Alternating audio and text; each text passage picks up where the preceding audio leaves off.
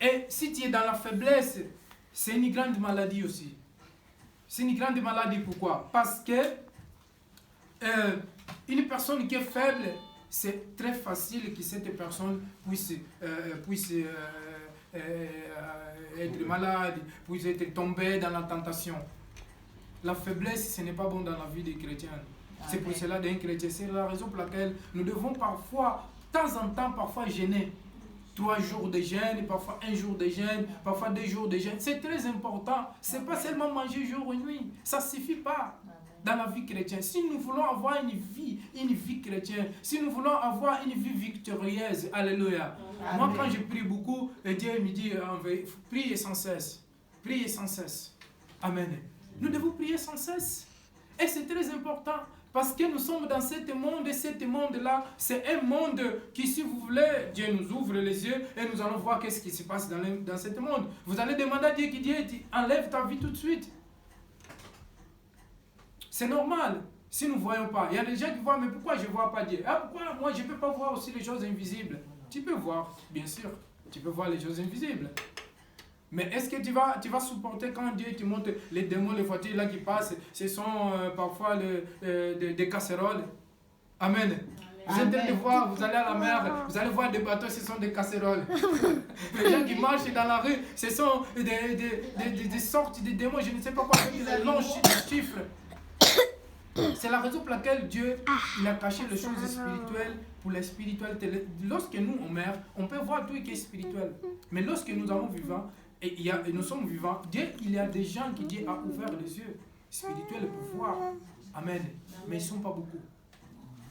C'est la raison pour laquelle nous devons prier beaucoup. Amen. Alors, le Saint-Esprit est par Jésus-Christ avant, quand Jean a baptisé de l'eau, et mais vous, dans un peu de temps, un peu de jour, vous serez baptisés du Saint-Esprit. Ça, c'est Jésus qui avait dit dans les Actes des Apôtres, chapitre 1, verset 5, si vous pouvez lire. C'est une promesse qui est accomplie le jour de Pentecôte. Actes des Apôtres, chapitre 1, verset 5.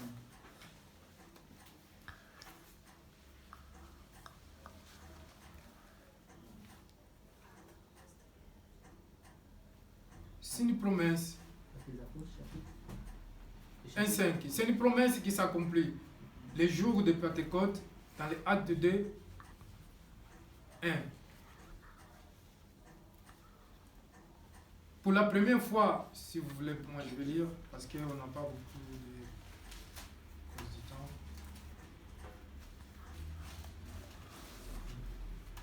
Alors, il dit dans les Actes des Apôtres, chapitre 1, verset 5. C'est le don, quand Jean baptisait dans l'eau, mais vous serez dans le Saint-Esprit, que vous serez baptisés dans le paix du jour.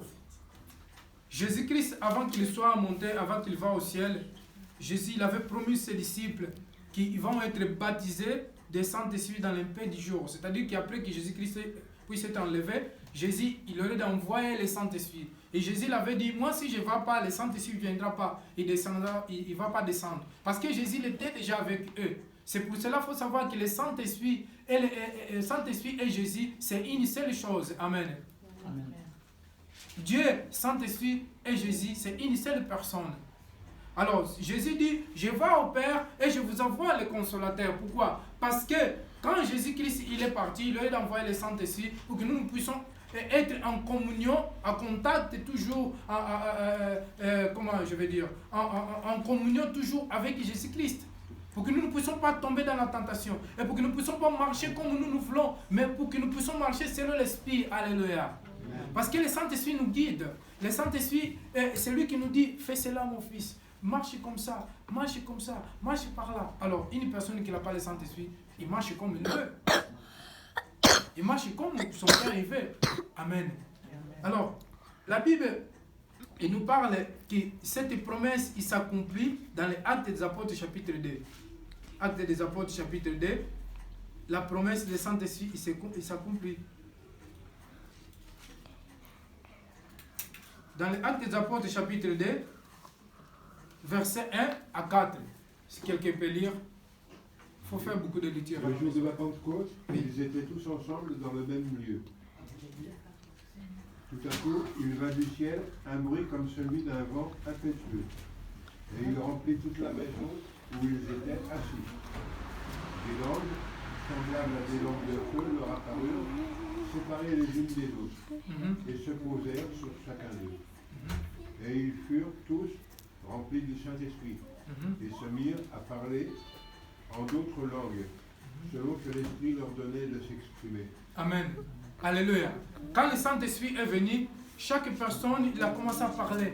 Dieu c'est un Dieu qui a accompli ses promesses. Un jour, Dieu m'a révélé que la promesse de Dieu, c'est Dieu lui-même. Amen. C'est-à-dire que c'est Dieu lui-même. La promesse, c'est Dieu lui-même.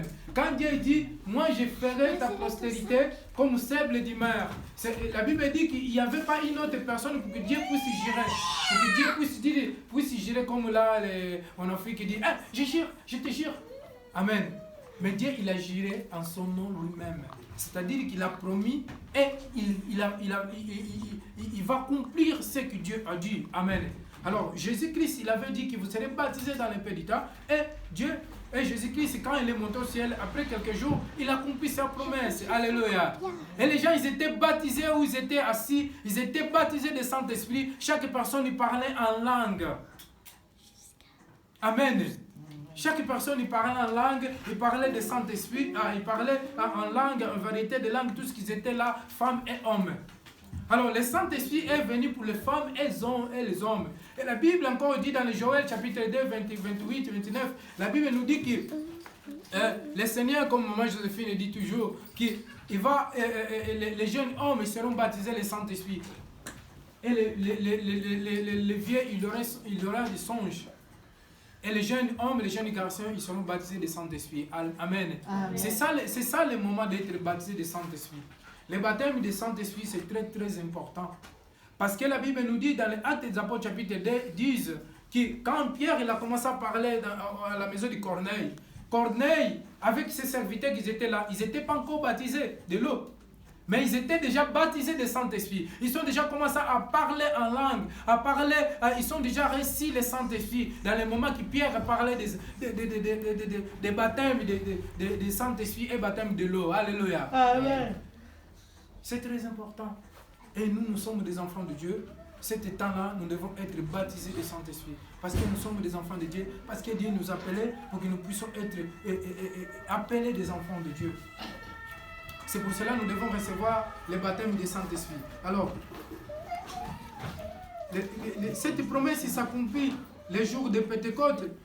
Et pour la première fois, le Saint-Esprit est venu habiter dans les hommes de manière permanente. Et aussi l'Église est née. Amen.